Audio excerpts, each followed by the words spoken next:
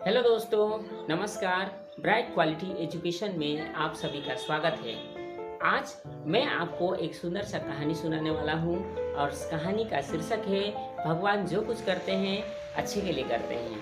तो इसमें एक राजा और एक मंत्री का नाम आता है।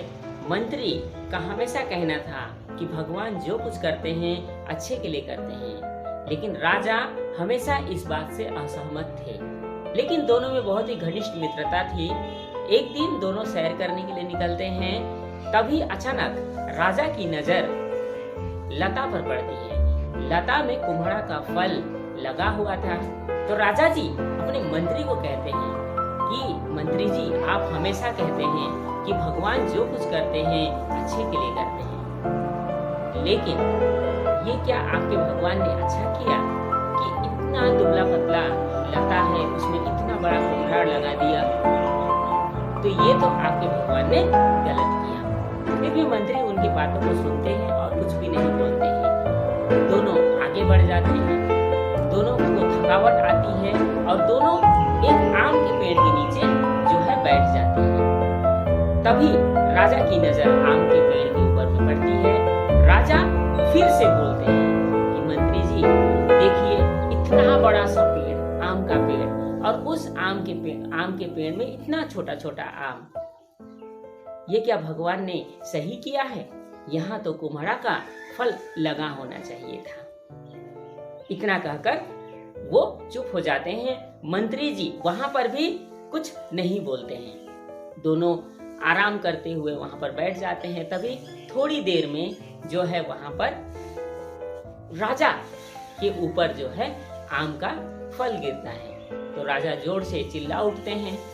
तो मंत्री वहां पर बोलते हैं, देखा राजा, मैं ना कहता था कि भगवान जो कुछ करते हैं अच्छे के लिए करते हैं। अगर अभी यहाँ पर कुम्हड़ा अगर लगा होता तो, और वो अगर गिरता तो, छोटा छोटा आम जब आपके ऊपर में गिरा तो आपको दर्द हुआ। अगर वो कुम्हड़ा आपके ऊपर गिर जाता तो ऐसा कहकर जो है वहां पर उन लोगों की बात समाप्त हो जाती है। अगले दिन राजा का सुबह सुबह उंगली कट जाता है। तो मंत्री जी उन्हें देखकर फिर से यही बात बोलते हैं कि भगवान जो कुछ करते हैं अच्छे के लिए करते हैं। तो राजा को बहुत गुस्सा आता है और राजा जो है उनको जेल में डालने का आदेश दे देते हैं। मंत्री को जेल हो जाती है और राजा उसी दिन शिकार के लिए निकल जाते हैं। शिकार करते करते जो हैं वो रास्ता भटक जाते हैं, और रास्ता जब भटकते हैं तो उनको जंगल के आदिवासी पकड़ कर ले जाते हैं। उस दिन उनको बलि देना होता था। तो वो बलि देने वाले होते थे राजा का। तभी उनके सरदार कहते हैं कि एक बार इनको देख लेना होगा, कहीं इनका अंग भंग तो नहीं है, क्योंकि हमारे देवता को अंग भंग वाला जो है बलि नहीं चढ़ाया जा सकता। तो तभी देखा जाता है कि अरे, राजा का तो अंगुली कटा हुआ है। तो राजा को वहां छोड़ दिया जाता है। तो राजा वहां से वापस आ जाते हैं और सोचते हैं कि हाँ, मेरे मंत्री ने सही कहा था, भगवान जो कुछ करते हैं अच्छे के लिए करते हैं। लेकिन मेरे साथ तो अच्छा हुआ, लेकिन मेरे मंत्री के साथ, ऐसा सोचते हुए मंत्री को झट से जेल से बाहर निकालते हैं और सारा किस्सा मंत्री को सुना देते हैं। राजा बोलते हैं कि चलिए, मेरे साथ तो अच्छा हुआ कि मेरा अंग कटा हुआ था तो मेरा बलि नहीं हुआ, लेकिन आप बिना मतलब में जेल में रहना पड़ा आपको। तो मंत्री बोलते हैं, राजा जी, मैं आपका घनिष्ठ मित्र हूँ, मैं आपका मंत्री हूँ, आप जहाँ जाते मैं भी वहीं पर जाता। तो इसका मतलब कल मैं शिकार के लिए आपसे जरूर जाता।